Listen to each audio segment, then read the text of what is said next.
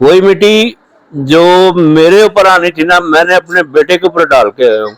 वो शूटर तैयार करता था, उसके पास पिस्टल थे, 4-5 पिस्टल थे, गोलियां उसने डब्बे भरे हुए थे, और वो छोटे छोटे बच्चों को बुला के उनकी वीडियो बनाता था, उनको ब्लैकमेल करता था। ये अफसरों का काम है जी। देखो, जैसे जियो आर साथ है, पीसी होटल साथ है, जब उनको आवाज आती है तो उनकी सिक्योरिटी कुछ नहीं कर रही। ये उनको चाहिए अलर्ट करना, भाई कोई भी आपको आवाज आए तो कम से कम 15 पे कॉल तो कर दे। डॉक्टर और 112 और पुलिस की गफलत से आज मेरा बेटा जो है हजारा मान मिट्टी के नीचे चला गया। इंतजार करता हूँ कि उनके सर कोई बच्चों का ना कोई ऐसा सिस्टम बना दें, मुझे कोई वजीफा वगैरह लगा दें, बच्चों की पढ़ाइयाँ जो ट्यूशन वगैरह तो ऐसा सिस्टम कर दें कि मैं इनकी कंप्लीट कर सकूं। अस्सलाम वालेकुम नाज़रीन, उर्दू 5 के साथ मैं हूं आपके होस्ट राबिया अली। नाज़रीन, कुछ दिन पहले जो है मार्शल को 16 गोलियां जो है उसका अपना दोस्त और हमसायादार जो है शानी वो लगा देता है उनकी बीवी और 4 मासूम बच्चों के सामने। आज उस मार्शल की वालिदा और वालिद जो है वो मेरे साथ मौजूद है। इनसे बात करते हैं कि इस केस की आगे क्या जो है कार्रवाई हुई है, क्या तहकीक हो चुकी है, पुलिस इनके साथ किस तरह ताबून कर रही है और मुल्जिमात जो है उनसे इनका राब्ता हुआ है कि नहीं हुआ। अस्सलाम वालेकुम। वालेकुम सलाम। सर, सबसे पहले मुझे ये बताइएगा कि जब आपका बेटा मार्शल कत्ल हुआ तो आप उस वक्त कहाँ पर थे? मैं इधर ही सोया हुआ था जहाँ मैं बैठा हूँ, साथ मेरी वाइफ थी चरपाई पे। अच्छा। बेड पे मेरी बेटी थी, मेरा साथ नवासा था, नवासी थी, पोती थी। तो जब ऊपर से शोर शराबा कोई नहीं आया, मेरी बहू आई है नीचे शोर डालती हुई, तो मैं एकदम उठा हूँ। उठ के मैंने देखा तो कहती अबू जी शानी आ गया, शानी आ गया। मतलब छत से वो आया तो छत पे आपने ताला वगैरह ये कुंडी वगैरह नहीं लगाई थी? सारा कुछ लगा हुआ था। उनका ये प्लान था कि हमारी छत के साथ उनकी छत है। उन्होंने पहले जाली काटी है, जाली काट के सरिये लगे थे, 2 सरिये काटे हैं। सरिये काट के अंदर आए हैं, अंदर आए हैं तो 6 उन्होंने एक कुंडी खोल लिया, कुंडी खोल के तो नीचे आए हैं। 2 मंजिला उतर के नीचे आए। तीसरी मंजिल पे मेरा बेटा सोया हुआ था, मेरी बहू थी, उसके 3 बच्चे थे, चौथा बच्चा उनका मेरे साथ सोया हुआ था। तो उन्होंने आगे दरवाजे को पाँव मारा और खोल दिया दरवाजा। अच्छा, आपने उन जो 6 लोग आप बता रहे हैं उन्हें आपने देखा भागते हुए? मैंने नहीं देखा, मैं जितनी देर तक ऊपर गया हूँ ना उतनी देर तक भाग चुके थे। अच्छा, मतलब उन्होंने, आप बता रहे हैं ताला भी तोड़ा, उसके बाद जो खिड़की है उसकी जाली तोड़ी, जाली के बाद वो लगी होती हैं सरिये लगे होते हैं वो भी तोड़े, तो आवाज नहीं आई नीचे तक? नहीं आई। ये सारा काम हमारी से हुआ है। तो तकरीबन ऊपर कितना होगा, कम से कम 35 फुट होगा ऊपर। तो 35 फुट से आवाज नहीं आई, क्योंकि कमरे बंद थे रात को, तो आवाज नहीं आई। फिर आपने अपने बेटों को किस हालत में देखा और बेटा कब तक जो है वो सांसें उसकी चल रही थी और बेटे ने क्या निशानदेही की, आपको बताया मुल्जिमान का कि ये लोग थे? बिल्कुल मुझे बताया जनाब उन्होंने। अच्छा। उन्होंने कहा एक शानी था, एक आजम था, एक अहमद था। अच्छा। और तकरीबन 3 लड़के और थे, उन्होंने मास्क पहने हुए थे।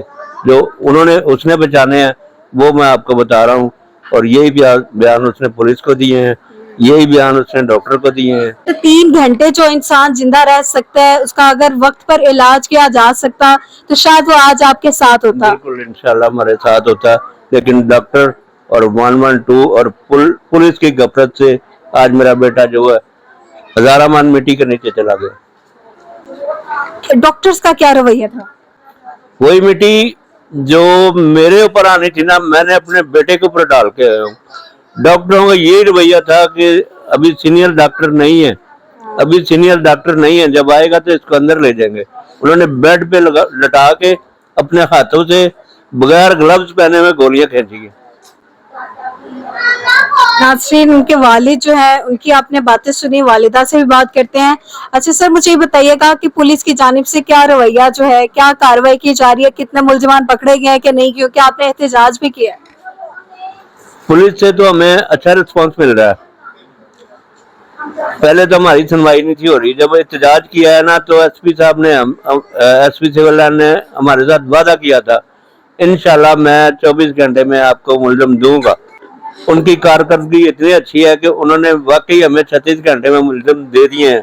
लेकिन हमारी अब वजीर आला पंजाब, हमारी यही इल्तजा है तो उनको कम से कम नहीं था फांसी तो होनी चाहिए। अच्छा, कम से कम मुलजमान जो है वो आप उनसे मिले हैं, वही मुलजमान थे? नहीं, हम नहीं मिले उनसे, ना हमें मिलवाया गया अभी। अच्छा। वो कह रहे जी हमारा प्रोसीजर अभी शुरू है, अभी लीक आउट नहीं हो सकता, सही। जैसे पकड़े जाएंगे हम यहाँ प्रेस कॉन्फ्रेंस करेंगे और आपको भी बुलाएंगे। अच्छा, मुझे बताइए कि शानी लड़का जो है वो, जैसे कि आप इस मोहल्ले में काफी पुराने रहने वाले हैं, वो उसका घर आपके घर के बिल्कुल साथ है, एक ही दीवार है घर की, तो आपको पता नहीं था वो इस तरह का लड़का है, उससे आपने अपने बेटे को दूर रखना है?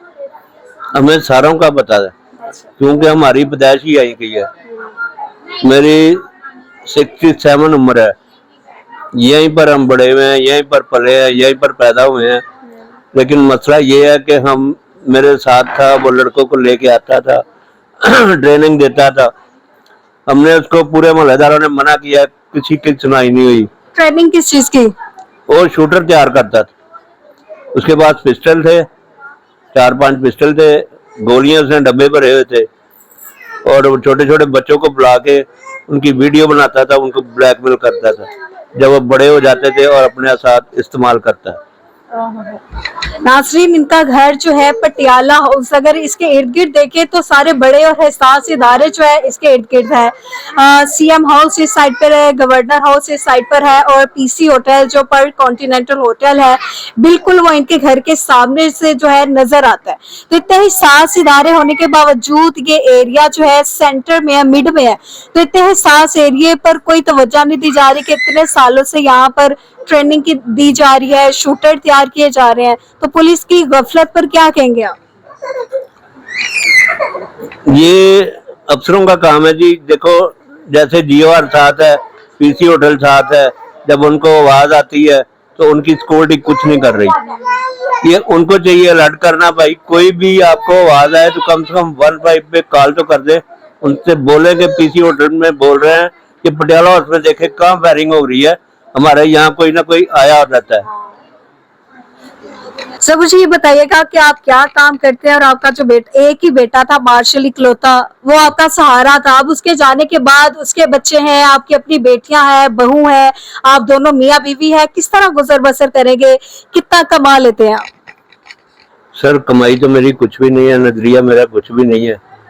एक बेटे का नजरिया था, मैंने उसको जब रिटायर हुआ तो शॉप डाल के दी थी घर पे, छोटी सी बैठक के बीच में ही, तकरीबन 1000-1500-2000 रुपया आमदनी थी उसकी, अपने घर बच्चों का पेट पाल रहा था, लेकिन मैं अपनी पेंशन से ही गुजारा कर रहा था। कितनी पेंशन है? मेरी पेंशन 17,000 रुपये, 17,000 रुपये। अच्छा, अब बिल कितना आया था आपको? बिल सर इस्तीफा तो 22,000 आया था। देखिए नाज़रीन, एक तो इनका बेटा जो है दुनिया से गुजर गया, बेटे के माशाल्लाह 4 बच्चे, बीवी, फिर ये खुद, फिर इनकी बहनें जो है वो सब यहाँ रहती है, और इनकी पेंशन जो है 17,000 है, और बिल जो है 22,000 है, और ये सिर्फ बिल जो है ये बिजली का बिल है।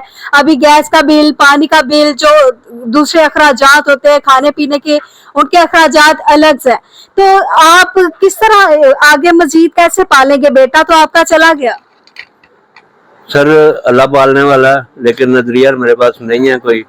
मैं यही इंतजार करता हूँ कि उनके सर कोई बच्चों का ना कोई ऐसा सिस्टम बना दें, मुझे कोई वजीफा वगैरह लगा दें, बच्चों की पढ़ाइयाँ जो ट्यूशन वगैरह, तो ऐसा सिस्टम कर दें कि मैं इनकी कंप्लीट कर सकूँ अपनी मेरी जितनी देर तक जिंदगी है अपनी हयाती में मैं इनको सुखी देख सकूँ।